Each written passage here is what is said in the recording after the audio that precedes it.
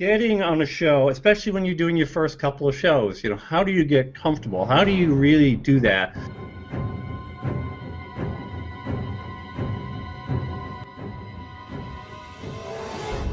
I want to get a dialogue going about the notion of comfort.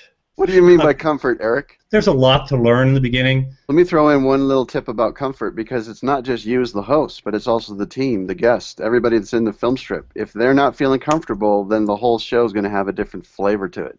So if you find during the pre-show time, which we call the green room, if you find that people are sort of freaking out, part of your job as a host is to try to calm them down and just get them into a regular conversational mode so that when they're in the show, the technology disappears, like I'm saying before. It's just part of your conversation, if you can.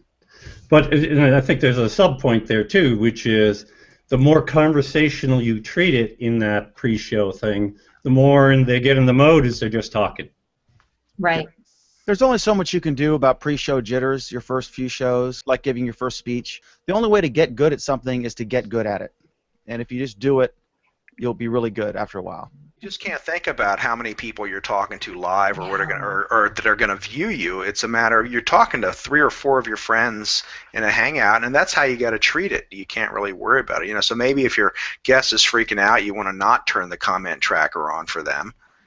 But you just got to wing it. You're going to have some duds sometimes. Mm-hmm.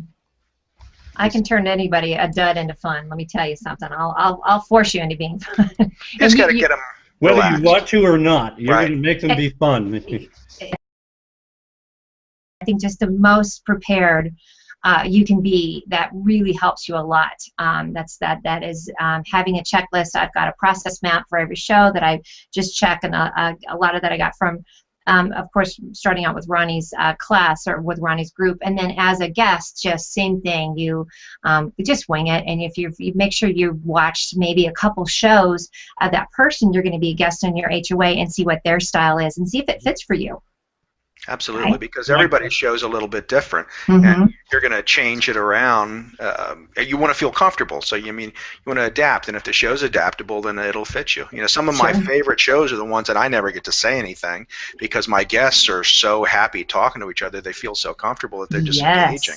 That is my favorite. You're just leading the pack, right? Yeah. I mean, you're kind of throwing the questions in and guiding them through it. And I love having group chat up. I always coach them on that as well. There's a group chat here on the Hangouts so that if there's something that's going on that we don't want to draw the attention to the crowd, I just say, hey, could you put it in group chat so that we're still have a little bit of a seamless thing, and say, you can mute while you're typing.